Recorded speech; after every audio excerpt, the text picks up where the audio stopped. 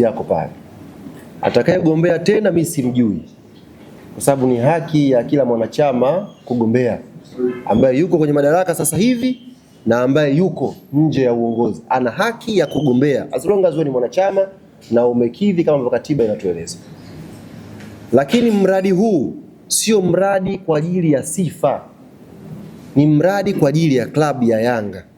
Sio mradi kwa sababu tu siku moja Alex Ngai aseme nilijenga ule, siku moja engineer aseme nilijenga ule. Ni mradi kwa ajili ya interest ya klabu yetu. Viongozi hawa walikuwa na dhamira ya dhati ya uwanja huu, ya klabu hii iwe na uwanja wake wa nyumbani.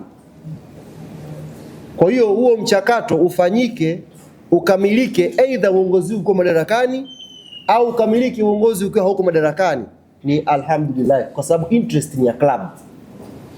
Sio mchakato ukamilike ili sifa ziende kwa mtu fulani. Ni mchakato ukamilike ili sifa irudi kwa klabu ya Yanga kwamba imekamilisha uwanja wake. Ndio maana viongozi wanapita kwenye kila hatua kuwashirikisha wanachama, hatua ni hizi, ni hizi, ni hizi. Ikifika wakati wa uchaguzi, wanachama wakachagua viongozi wengine, mradi unabidi uendelee, sababu sio mradi wa mtu, ni mradi wa klabu. Na ndio maana hapa kamati iliyoundwa ya negotiation, mwenyekiti wake ni rais wa klabu. Yaani imeundwa kamati ambayo mwenyekiti ni rais wa klabu. Kwa hiyo wakitoka hawa madarakani, ikitokea wakatoka madarakani, aidha kwa wao kutokugombea tena au kwa wanachama kuchagua kiongozi mwingine tena, inaweza kutokea wanachama wakaja mwezi wa 6 wakachagua viongozi wengine. Lakini haimaanishi viongozi wao wakiondoka wanaondoka na mradi. Mradi unabakia. Kama ambavyo engineer alikuta Yanga, si alikuta Yanga inajengwa hili, sikaliboresha, sasa hivi jengo limekuwa zuri, kwa hiyo akiondoka aondoke na mataa yake? Hapana, yeye alikuta balbu, katuwekea vitu vya kisasa, akiondoka atakuja mtu mwingine tuweke vitu vingine zaidi. Kwa sababu interest ni club, Yanga inatakiwa ipate, sio mtu. Kwa hiyo mchakato hatua kwa hatua tutakuwa tunawajuza. Lakini dhamira ya viongozi ni mchakato huu ukamilike haraka iwezekanavyo. Kwa mfano, mgusa jambo zuri Nasibu. Nimesema kuna vitu vingi ambavyo nimepata nondo nyingi. Kwa mfano, tukishakubaliana hii negotiation team ya klabu ya Yanga yakubaliana GSM Tanzania Limited, tukakubaliana vitu vyote kisheria na kibiashara, tukasaini huo mkataba, tukasaini hayo mahusiano, si ndio? Baada ya kusaini, klabu ya Yanga hatua itakayofuatia mbele sasa. Angalia mchakato ulivyokuwa Yanga wamejipanga viongozi wetu. Yaani mimi niko very proud na viongozi wangu, wallahi tawaambia. Yaani najivunia viongozi sababu naona wana akili. Nipata bahati mimi kuja kufanya kazi Yanga nyakati ambazo viongozi wangu wana akili. Nakupa dokezo lingine hapa. Baada ya mchakato huu kukamilika, yani stage ya negotiation team kukubaliana na GSM Tanzania Limited, baada tumekubaliana, tumesaini mkataba, tunakwenda sasa kujenga uwanja. Kamati tendaji ya Yanga itaunda kamati nyingine itakayosimamia ubora wa mradi.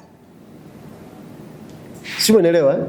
Yaani baada ya kukubaliana, tunataka sasa uwanja wa namna hii, iko hivi na hivi na hivi na hivi. Hatuwezi kuwa tunakwenda kulala afu mradi unaendelea. Tutaunda kamati nyingine ya wataalamu kwa ajili ya kusimamia ubora wa mradi wenyewe. Tulisema viti ni hivi, wenye quality hii utavileta GSM. Tulisema tunataka TV ya uwanjani size ipi, utaileta. Tunataka parking ya magari fulani, yatapatikana, kwa sababu kuna specific committee itakayosimamia quality. Kwa hiyo it's not about kujenga ma liwanja lijengwe tu uwanja. Hapana. Pia na ubora wa uwanja wenyewe.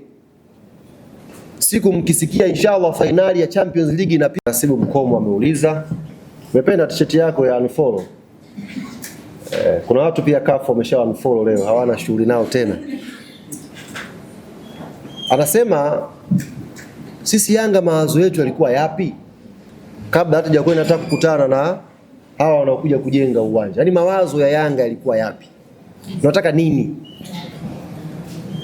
Ndugu yangu Nasibu, kwa niaba ya watazamaji ambao wako mubashara sasa hivi, awali hapa kuna mchakato niliuelezea, na nitaomba niurudie kidogo kwa ajili ya uelewa. Viongozi wa klabu ya Young Africans Rais wetu ni Engineer Said, makamu Arafat na wajumbe wetu wa kamati tendaji. Hatua namba moja, walikuwa na ndoto ya kuwa na uwanja, kujenga uwanja wa klabu yetu Young Africans Sports. Ndio ilikuwa ndoto yao, na dhamira yao kwenye hiyo ndoto wakaitangaza kwa wanachama kwamba kwenye uongozi huu tutahakikisha tunajenga uwanja wa klabu yetu. Kwa hiyo ndoto ikabadilika ikaja kuwa dhamira. Dhamira hiyo wakaipeleka sasa kwenye uhalisia. Okay, tunataka tujenge uwanja. Sikiza vizuri Nasibu. Tunataka tujenge uwanja. Eneo lipi? Tunajengea wapi huo uwanja? Hapa wakaja kugundua kwamba tunatakiwa tujenge uwanja makao makuu hapa. Ili eneo linatosha kujenga uwanja wa klabu yetu. Wakapata ushauri wa kitaalamu wa hili eneo based on vigezo ambavyo CAF wanakupa unapotaka kujenga uwanja. Tukaona kwamba ili tuweze kuaccommodate vitu vingi kwenye eneo hili ni lazima tupate nyongeza ya ardhi. Si ndio? Lazima tupate nyongeza ya ardhi ili kuweza kukidhi vile vigezo ambavyo CAF wamevielekeza kwenye uwanja. Kwa hiyo ilianza ndoto, ikaja dhamira, tukaenda kwenye uhalisia kuanza mchakato wa kufuatilia sasa hiyo ardhi, nyongeza ya ardhi. Na yakwambia mchakato huo ukafanyika vizuri na serikali ikatupa ushirikiano mzuri, ikatukabidhi nyongeza ya ardhi. Na sio tukupa tu nyongeza, ikatupa na umiliki kwa maana ya hati, sasa ile eneo ni la kwenu. Kwa hiyo hatua ya tatu ikawa imalizika hapo. Tulikuwa na ndoto, tukawa na dhamira, sasa hivi tumeenda kwenye uhalisia na hati tunayo, eneo tuko nalo. Nini kinafuata? Tunajenga wenyewe uwanja? Tuambie kina mzee Msumi wachukue makwanja waje wafyeke hapa tujenge uwanja, kila mtu alete tofali? Ndio hivi sahihi? Viongozi wakajiuliza maswali. Manake Yanga pia siku na mafundi. Hii Yanga hii siku na mafundi wanashangilia. Na rais wetu si engineer. Siangeza kuamua tu sasa kesho kila mtu aje tofali lake na jenga mwenyewe uwanja. Huu ni mchakato sahihi? Akasema hapana. Huu ni mchakato mkubwa ambao unahitaji investment kubwa ndani yake. Na hii ni klabu ya mpira wa miguu. Ndani yake na paumbele vingi vya kufanya. Tafute mtu wa kushirikiana naye kwenye huu mradi. Na normally club nyingi zinafanya hivyo duniani. Wewe wakati uko mdogo ulikuwa unajua uwanja wa Highbury. Ulikuwa mtoto sana. Sasa hivi Arsenal wanatumia uwanja unaitwa Emirates, ndio? Kiza wale walikuwa na uwanja unaitwa Highbury. Reason kwa nini mmekwenda kwa Emirates tunakwambia tulikuwa tunautanua, tunafanyaje? Kwani hamna mafundi pale Arsenal wangetanua uwanja wao? Si wapo? Lakini wali engage Emirates kwa sababu ya fund, investment, ni mradi mkubwa. Si ndio bwana? Sasa hivi kuna discussion kubwa inaendelea Real Madrid. Santiago Bernabeu anataka kubadilishwa jina. Kwa mtu anakuja anataka kuexpand uwanja. One of the terms mimi nipewe naming ya uwanja, si ndio? Ni discussions za kawaida kwenye football. Kwa sisi kama tendaji baada ya kukutana nikasema hapana, tuwezi kufanya wenyewe, tutafute mdau wa kushirikiana naye. Na ndio ikatupelekea kutangaza sasa mchakato watu kuomba. Jamani, sisi tunataka kujenga uwanja, ambaye yuko tayari kushirikiana na sisi anakaribishwa. Mchakato huo ukafuatia, si ndio? Mchakato huo ulikuwa ni mchakato wa wazi wa kila ambaye ana dhamira hiyo aombe. Lakini hatukutangaza tu kwa maana ya kila mtu sasa kuomba. Tungekuwa na maombi zaidi ya 3000 hapa. Hata wewe Nasibu pengine ungeomba kwa sababu si hujui vigezo. Lakini tuliweka vigezo. Bwana, vigezo vyetu ni hivi. Mdau tunayemtafuta, huyu partner tunayemtafuta hapa anatakiwa na vigezo hivi, tukaviweka public. Watu wakaomba, kamati tendaji ikakutana, GSM wakashinda. Baada ya kushinda GSM Tanzania Limited, ndio swali lake la msingi bwana linakuja sasa. Nyie Yanga mnataka uwanja, yani mnataka takaje yani? Yani mnataka uwanja uitwe jina la GSM, uwanja uwe wa GSM, yani patakuaje yani? Si ndio Nasibu? Kamati tendaji kwenye kikao cha Jumamosi hayo maswali pia walijiuliza. Unaelewa? Hayo maswali pia walijiuliza. Na ndio maana wakasema tunahitaji ushauri wa kitaalamu kwenye hilo jambo. Hii ni klabu ya mpira wa miguu, ni klabu ya umma. Viongozi hawa wamechaguliwa na wanachama kuja kufanya decision bora kwa ajili ya mamilioni ya mashabiki wa hii timu. Hawezi kuamua tu pasina kupata capacity nzuri ya jambo lenyewe kulielewa. Na ndio maana wakaunda kamati na wakaongeza wajumbe hawa, Wajumbe hawa nimechambua vizuri maeneo waliyotokea. Kwanza ni mjumbe anaitwa Alex Mgongolo. Kwa nini? Kwa sababu ana background ya sheria. Tunapokwenda kukutana na GSM, tumetangaza tenda, si ameshinda. Baada ya kushinda lazima kuwe kuna makubaliano tusaini. Sasa yeye aliona vigezo vyetu, ametuma tenda, ameshinda. We have to sit down kwenye engo ya kisheria tuchambue sasa sisi na wao kwa interest ya club na kwa interest ya GSM. Asitokee mtu akaumia kwenye hili jambo. Isitokee tu mtu ameita wanachama wamekuja kufyeka mahala, alafu mtu kaleta vinyasi kachukua jina la hilo eneo. Si hatutaki. Sisi tunakwenda kwenye tunataka tuwafundishe kwenye hili jambo tofauti ya Yanga na timu nyingine. Fuatilieni hatua kwa hatua mtabaini jambo. Ziko timu hapa watu walienda kufyeka. Mimi nakumbuka mzee wangu alichukua kwanja. Alikwenda kupinda mgongo, kapinda mgongo pale, kapinda mgongo, kesho uwanja ukawa na jina la mtu mwingine. Is it fair? Sijui mchakato wao, lakini sisi kwa sababu tunazingatia weledi kwenye michakato hii, tumetaka ushauri wa kitaalamu wa kisheria. Ndio maana tumemuongeza Alex Mgongolo. Tunakwenda kusign hii document kwa interest ya club. Wewe una uzoefu wa kisheria, hem, tuelezea tusaini mkataba wa namna gani? Ndio maana nikatoa mfano, is it a lifetime contract, kwamba uwanja uwe milele, si ndio? Partner iwe ya klabu na mwekezaji milele, au tuweke specific time kwamba tunasadi sasa wewe mkataba mahusiano yetu ya huu uwanja ni 10 years au 20 years. Hizo ndo shule sasa. Bwana, mkataba huu tuupime vipi? Lakini tukasema mahusiano haya pia yanahusisha biashara.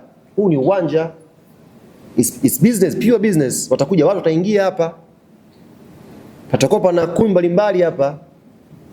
Mimi katika ndoto zangu nilikuwa na ndoto ya kuja kuoa mke katika ukumbi wa uwanja wa Yanga. It's a business. Watakodishwa hapa watu.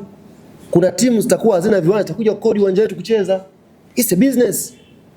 Si ndio? Kuna timu nyingi zitakuwa hazina uwanja, watakuja ukodi hapa. Wakisha kodi, inakuaje sasa? Hii hela anachukua nani? Anachukua wenye ardhi au anachukua aliyejenga uwanja? Umeelewa? Hela washakuja ukodi. Wewe Nasibu unataka kufanya birthday ya mtoto wako, umekuchukua eneo hapa. Utakuwa na maeneo pia ya watoto kuja kuenjoy hapa. Umechukua hapa. Umeshalipa ile hela, inakwenda kwa nani? Umeshalipa ile hela.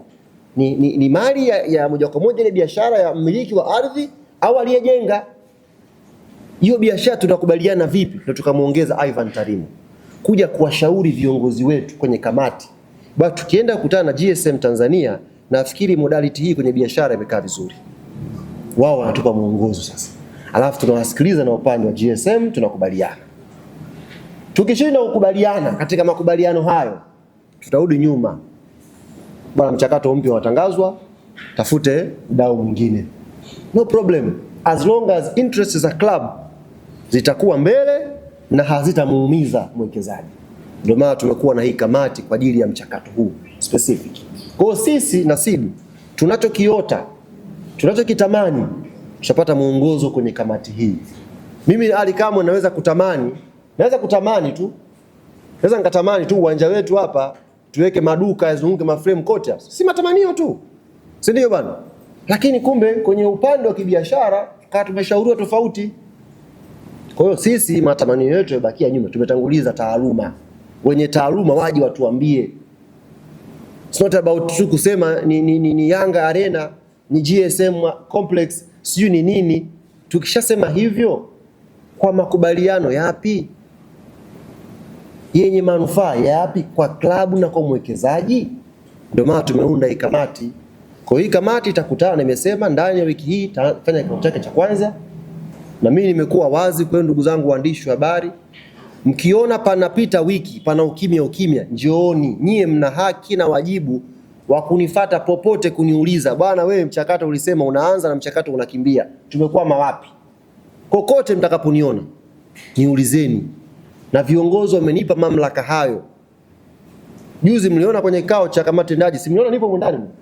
Si mliona nipo ndani mule? Mule sikwenda kukaa kibongo mabongoma. Kwanza uingie bongo mabongoma mule. Hii nchi unajua itafika hatua kwenye historia, semi kwa ubaya, kwenye historia itafika hatua mimi nitatumika kama kielelezo cha msemaji bora Tanzania. Itafika hatua hiyo. Nyie niambieni, ni msemaji gani amewahi kushiriki kikao cha kamati tendaji? Ukiondoa Ally Kamwe, tajeni mmoja. Sasa mule uingii Bungoma, viongozi wanajua kwamba tunahugea mamlaka haya. Hii ni sio kitu cha kuchekelea, ni responsibility kukaa kwenye kikao ambacho kinajadili hatima ya mchakato mkubwa kama huu. Nisikie, nipate hiyo understanding, ili nikija kukutana na nyie waandishi wa habari, nikija kukutana na wanachama na waelezea. Sasa mimi sio msemaji wao. Sasa ukiwa msemaji madengeshe, wewe uelewi. Yaani wewe kikao kinajadiliwa hujui kitu. Ndio yale